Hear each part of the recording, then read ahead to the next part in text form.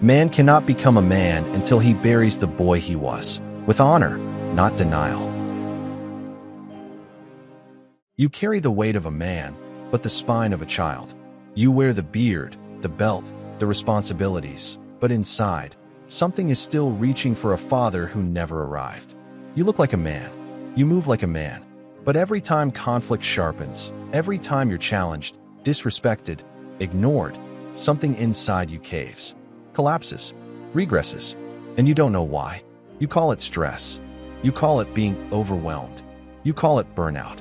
But let's drop the mask, because Carl Jung called it something far more dangerous. A failure to individuate. A man whose body has grown, but whose psyche is still locked inside the wounded archetype of the child. Jung warned us, most men never become men. They just become older boys. More skilled at pretending they're strong, more efficient at avoiding their pain. You know the type. Hell, you might be the type. He dominates conversations, but avoids confrontation with himself. He craves approval, but calls it connection. He confuses women with mothers. He believes he's chasing purpose, when in truth, he's still begging to be validated. He hides it behind productivity, behind ambition, behind spiritual language or philosophical armor. But it always bleeds through, in his reactivity, his insecurity, his need to be understood. He doesn't build. He consumes. He performs. And every time someone pokes at the wound, every time someone doesn't see him, every time the fantasy shatters, he collapses. He vanishes. Not outwardly, no. He still shows up, still smiles, still posts, still does the work. But inside, he's on his knees, begging not to be left alone with himself. This is the spiritual pandemic Jung never stopped warning us about. Men who age, but never transform. Men who acquire knowledge, but never integrate it. Men who speak of discipline and freedom and kingship, while still secretly hoping someone will come save them. Jung said, "No tree can grow to heaven unless its roots reach down to hell." But most modern men never go to hell. They keep trimming their branches, shaping their leaves, dressing the outer man. But inside, the roots are rotting, because the boy is still alive, still afraid, still in charge. And until you face him, truly face him, you will remain his prisoner. You will sabotage intimacy. You will chase mentors like surrogate fathers. You will fold under pressure, blame others for your lack of fire, and mistake comfort for peace. You'll be a boy in a man's costume, reading lines from a script you didn't write. And the worst part? You will believe it's working. You'll think you're respected. You'll think you're wise. You'll think you've transcended, because no one sees your wounds anymore. But silence isn't mastery. It's often just avoidance. And composure isn't depth. It's often just repression. The boy inside you doesn't want you to go deeper. Because if you do, he dies. And that's what this video is about. Not how to fix your life. Not how to get more disciplined. Not how to finally be the man. It's about spiritual death. It's about killing the boy. Not rejecting him. Not mocking him. Not running from him. But meeting him, naming him, and releasing him. Because a man isn't made by muscles or money. He is made in fire, in solitude, in the quiet crucifixion of ego that comes when you stop blaming the world for your weakness and start holding yourself accountable for becoming who you were always meant to be. This is the work. This is the path. And it begins here, right now, with this question. Are you still a boy pretending to be a man? If that hits you in the stomach, stay. This video may hurt, but it will not lie to you. Because the truth isn't soft, but it is sacred. And if you're willing to lose your illusions, truly lose them, you just might find the man you've been searching for. He's not out there. He's buried beneath your masks, waiting, ready, willing to rise. Let's name the wound. Let's name what no one ever dared to say to your face. You were raised to survive, not to mature. Your father, if he was there at all, gave you rules, but not wisdom. Maybe he gave you pressure. Maybe he gave you absence. Maybe he gave you nothing but silence. But rarely, if ever, did he give you presence. He did not teach you how to die. Not physically, spiritually. Because every boy must die, so that the man can be born. This death is not metaphor. It's not poetic fluff. It's a real, psychological death. One that Carl Jung called individuation. The soul's journey toward wholeness. A brutal confrontation between who you are and who you pretend to be. And most men never make it. They build castles out of coping mechanisms. They worship status. They chase recognition. They call it drive, grind, ambition. But it's not growth, it's evasion. Because inside them, the boy still rules. Jung knew this. He warned that when a man fails to individuate, fails to confront his own shadow, he becomes possessed. By what? By the persona, the mask he wears to feel worthy. By the animus, the projected image of masculinity he thinks will earn him love. By the wounds of a boy too scared to be seen. And so he overcompensates. He becomes loud or quiet, aggressive or passive, cocky or spiritual, but always afraid. He cannot hold tension. He cannot face rejection. He cannot endure silence without needing to perform. Because somewhere inside, he still believes that being a good boy will save him. That if he just behaves right, speaks right, looks right, someone will finally give him the permission to feel like a man. But Jung was clear. No one gives you that permission. Not your father. Not your partner. Not society. You must take it. You must tear it from the cold hands of your ego and claim it. But you won't. Not yet. Because that would require a death you still avoid. A death of performance. A death of comfort. A death of the illusion that healing will feel good. You've been seduced by comfort. Lulled by therapy speak. Taught to manage symptoms instead of confronting root causes. You name your pain, but do not conquer it. You understand your trauma, but do not transform it. You identify your patterns, but you do not break them. You've traded wildness for regulation, initiation for sedation, power for peacekeeping. And now you wonder why you feel so fucking empty. Because the boy doesn't want to grow up. He wants to be held. He wants to be protected. He wants the world to adapt to his feelings. But manhood isn't about feelings. It's about responsibility. Not people-pleasing. Not moral signaling. Not being nice. But standing in fire without flinching. Carrying what is yours to carry, even when no one sees you. Even when no one thanks you. Especially then. Jung wrote, "People will do anything, no matter how absurd, to avoid facing their own souls." And that is what you've done. You've called distraction discipline. You've called control confidence. You've called performance purpose. But underneath it all, you're still the same boy, craving mothering, avoiding initiation, building an empire of illusion on top of a hollow core. This video isn't about shame. This isn't condemnation. It's confrontation. And if you've made it this far, if you're still watching, still listening, it means the boy inside you is starting to lose his grip. It means the man, the real man, is starting to wake up. But waking up is not safe. It is not kind. It is not therapeutic. It is violent, disruptive. It shatters everything false. And that's the choice you now face. Will you keep playing the good boy, the spiritual boy, the productive boy, the respected boy? Or will you burn the mask? Will you bury the child? Will you let the boy die so the man can be born? This is not a metaphor. It's a psychological crucifixion. And it's the only way through. Welcome to the death you've spent your whole life avoiding. There is a figure that lives in every man's unconscious. A silent tyrant. A ghost. The shadow father. He's not your actual father, though he might look like him. He's not the man who raised you, but the unresolved weight of that man's presence, or his absence. This is who you've been talking to in your head when you call yourself weak. When you hesitate to speak. When you perform for approval, or feel rage when you're dismissed. This is who you're still trying to impress or defy. The shadow father is the father you never confronted. And he's winning. Carl Jung warned that if a man does not reconcile with the father in his psyche, he will project authority onto everything. Women, bosses, systems, religions, and become a servant to them all. Because here's the brutal truth. If your father wounded you, and you didn't confront it, you internalized it. You became the self-hating son, the performing son, the obedient son. And if your father was absent, if he was silent, cowardly, emotionally shut down, then your soul has been aching for a model of masculinity that never came. So what do? You imitate fragments. You play roles. You chase father figures in books, podcasts, movies, in women. You call this growth. But Jung would call it possession. You are not individuating. You are outsourcing your manhood to strangers who have no stake in your soul.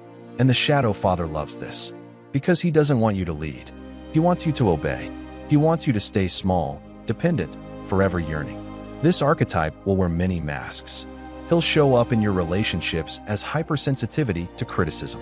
He'll show up in your career as a desperate need for recognition. He'll show up in your mind as the voice that says, "You're not ready. You don't know enough. You're not strong enough." But what he's really saying is, "Don't leave me. Don't surpass me. Don't become what I never was." Because if you do, he dies. This is the unconscious betrayal every man must commit. To kill the shadow father, you must become what he feared. A man with backbone, a man with presence, a man with boundaries so firm they do not bend to authority, not even the authority inside your own skull. Jung said, "The greatest burden a child must bear is the unlived life of the parent." And if you don't face that burden, you carry it. It becomes your mission, your mask, your trauma. You live a life shaped not by your will, but by his shadow. Look around. Do you see men acting with clarity, sovereignty, and inner strength? Or do you see men running scripts?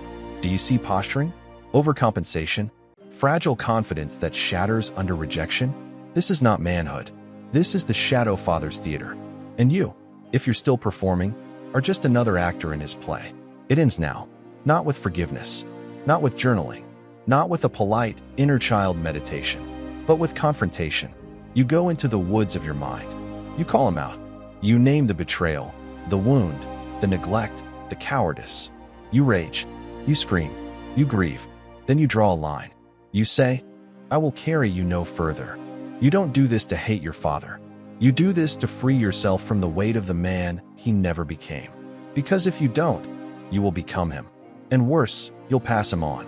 To your son, to your brother, to every man who looks to you and sees only a performance instead of a presence. You were not born to be your father's echo. You were born to be a new sound, a new voice, a sovereign frequency that no longer asks for permission. But you cannot lead until you've stopped following. You cannot grow until you bury the ghost. This is why individuation is a death. It is the killing of illusions, the burning of false fathers, the annihilation of dependency.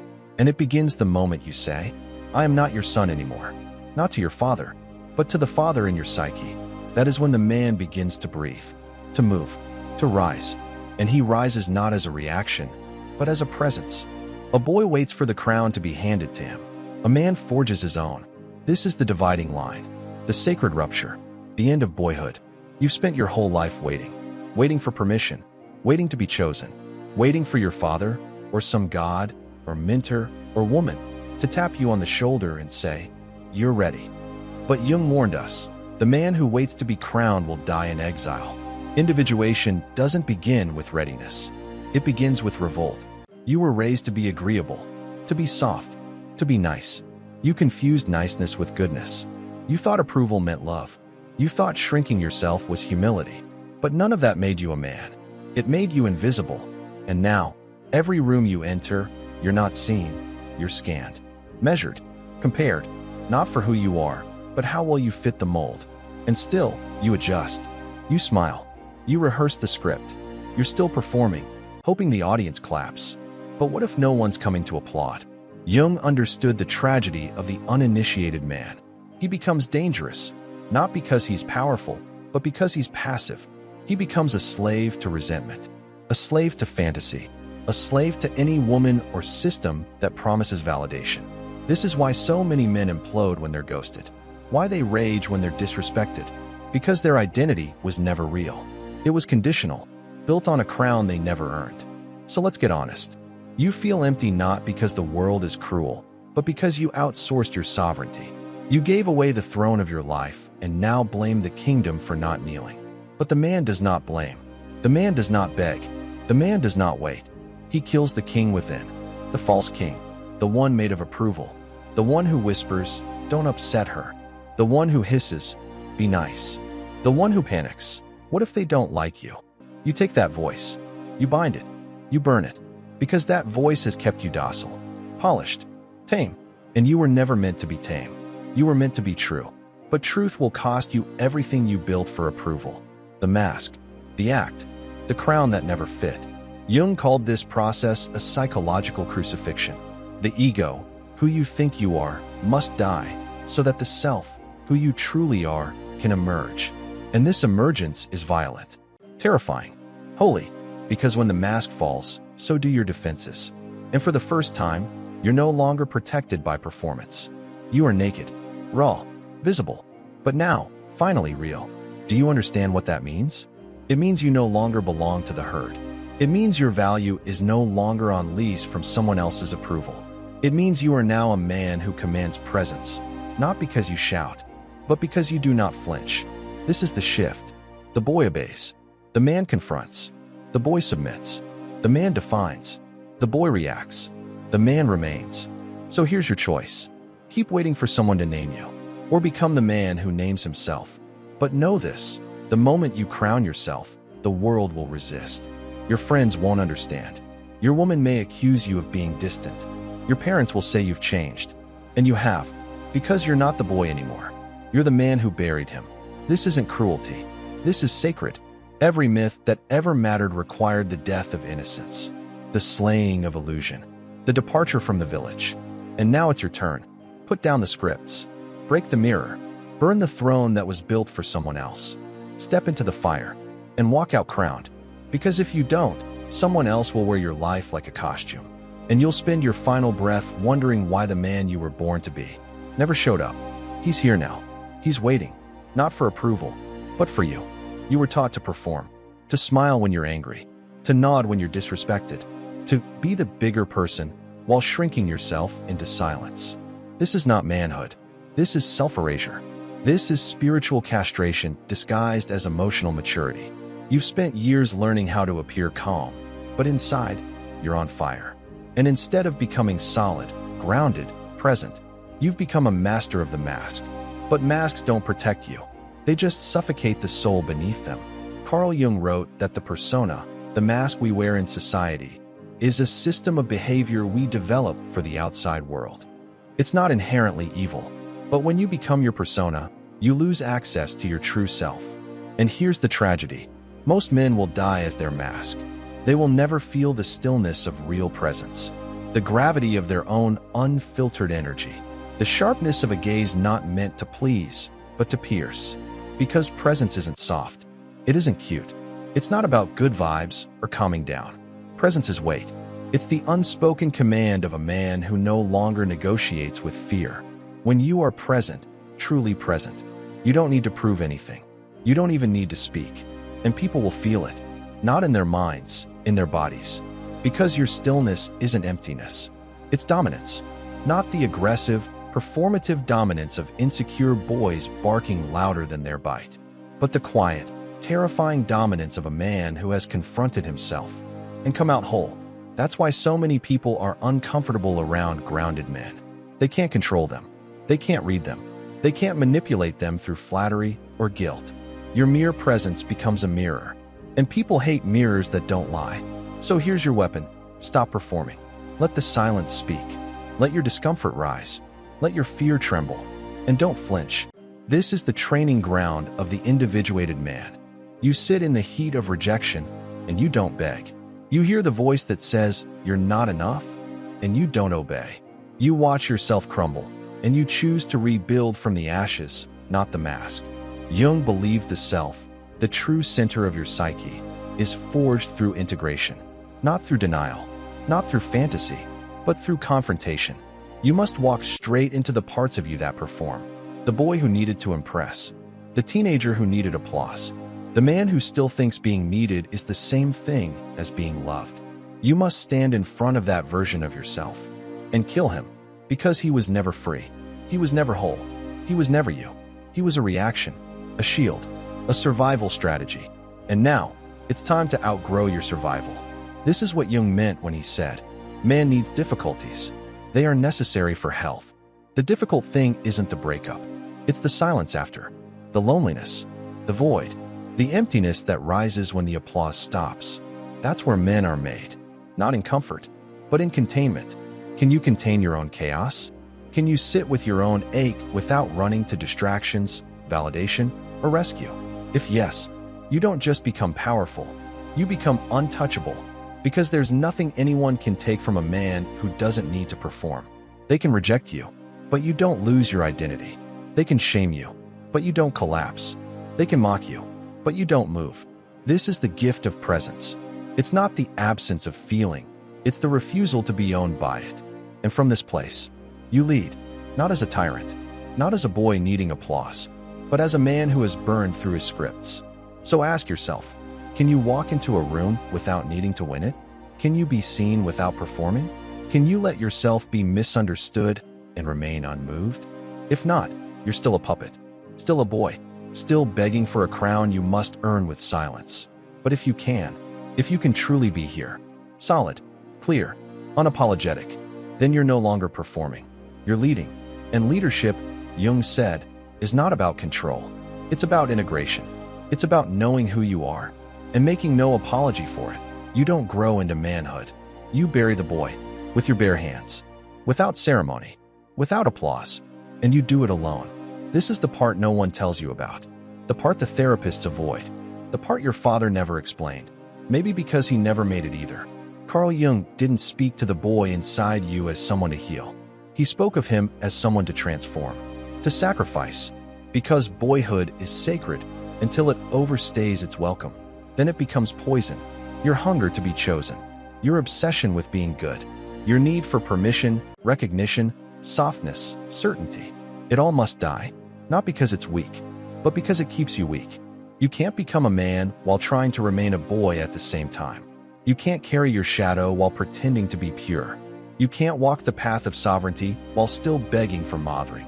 Jung warned us, the boy who seeks to be saved becomes the man who volunteers to be enslaved. And that's the world you live in now. A generation of half-grown men, performing, tweeting, therapizing, buying masculinity like a product, still waiting for someone to give them a title they've never earned. But the title of man isn't given. It's taken from the jaws of your own ego. And that process, it's violent. There's no comfort, no checklist, no gentle conversation. There's only the mirror. And the fire, there's the voice inside you that says, I am not enough. And the voice that finally replies, good, then die and be reborn. The death of the boy is not a metaphor. It is psychological warfare. It is looking at your own reflection and realizing you've been lying, pretending, performing, begging to be seen, when the only eyes that ever mattered were your own. When you cross that threshold, something primal changes. You stop explaining. You stop apologizing. You stop outsourcing your soul for love, validation, sex, or safety. You become still. You become strange. You become ungovernable. And suddenly, the world that once seemed so loud goes quiet. Because you're no longer seeking a place in it. You are the place. You don't belong to anything. You belong to yourself. This is individuation. Jung called it the hardest task a human can face. Not because it's complex, but because it's complete. You won't have a team. You won't have a script. You won't have a savior. You will only have the fire and the choice to step into it. And most won't. Most will stall.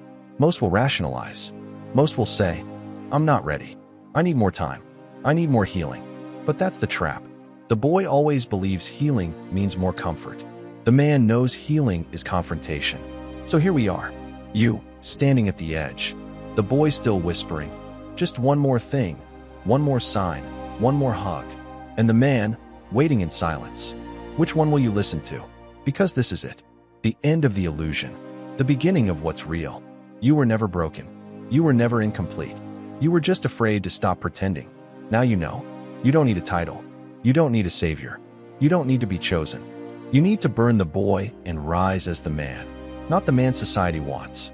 Not the man women fantasize about. Not the man your parents hoped for. The man who simply is. Still, silent, sovereign. Jung once said, the privilege of a lifetime is to become who you truly are. Not to perform it. Not to talk about it. Not to post it. To be it. Even if no one claps. Even if everyone leaves. Even if it costs you everything. Because the truth is, the man who walks alone is never truly alone. He is followed by the weight of his presence and feared by the world that cannot move him. You can be that man, but only if you bury the boy.